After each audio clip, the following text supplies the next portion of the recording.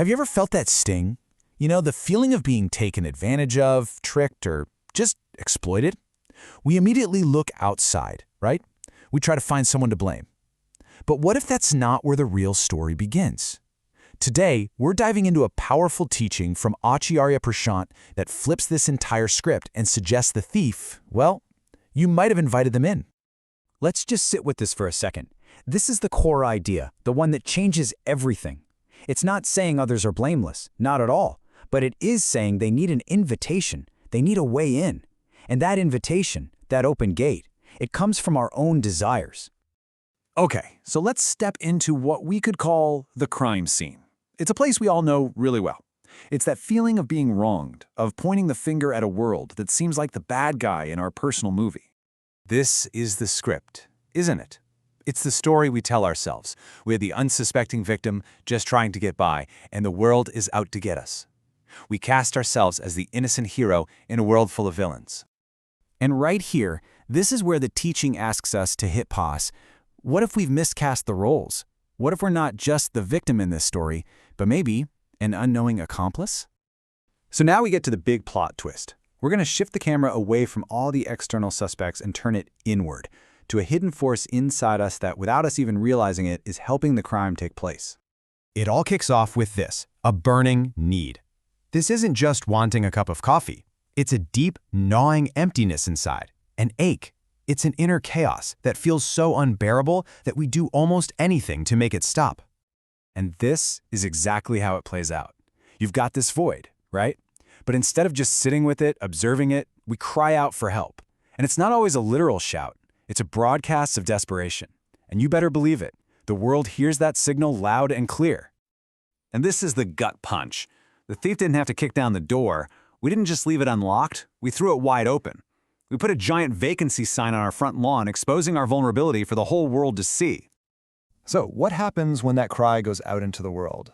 Well, let's see who shows up. Because as this teaching warns us, the first responders, they aren't always here to save you. You see, the world operates like a marketplace, and it responds to demand. Your desperation sends out a signal, and the vendors, they come running. They're not interested in your healing. They're interested in making a sale.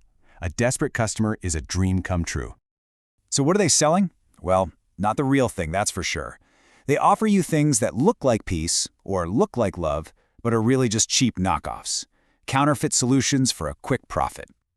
They bring you distractions, things that numb that inner ache for a little while, but they do absolutely nothing to fix the real problem. Think of it like a painkiller. It masks the symptom, but the disease is still there. Now this is probably the most important part of the whole story.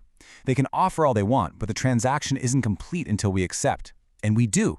We take the hollow comforts, we buy the fake solutions. So that brings us to the million-dollar question. Why? Why do we fall for it again and again, especially when a part of us probably knows it's not the real deal? And here's the answer. It's a tough one to swallow. It's because the urgent need to just escape the discomfort is way stronger than the quiet desire for real understanding. We'd rather have a quick fix than face a difficult truth. But listen, this story isn't a tragedy. You are not helpless here. The second you see the game for what it is, the instant you understand the rules, you get the power to change everything. This chart just nails the transformation. On one side, you've got the needy buyer, impatient, helpless, practically begging. But on the other side, the clear observer, calm, questioning, in control. The whole power dynamic just flips. You know what all those sellers, all those vendors are terrified of? Clarity. The moment you stop being a desperate customer and start being a calm observer, they lose all their power. Your awareness completely dismantles their business model. And this teaching makes it so clear. The answer isn't to go out and fight the vultures. The solution is self-awareness. It's about turning your attention inward and just watching that hunger, that chaos, without needing to immediately fix it.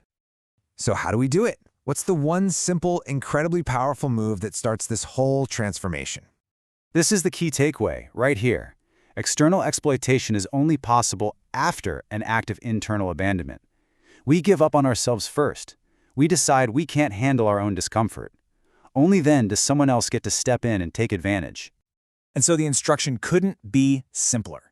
It's not a complicated 12-step program. It's one single decisive action. It's an internal choice to reclaim your space. Close the door. So what does closing the door actually look like? It means you stop broadcasting your neediness. You stop begging the world for comfort.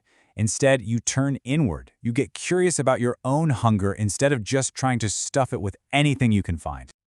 And that's really the question we'll leave you with. The world and all its vendors will always be knocking. They're always making a sales pitch. So the only question that really matters is this: what's the state of your door?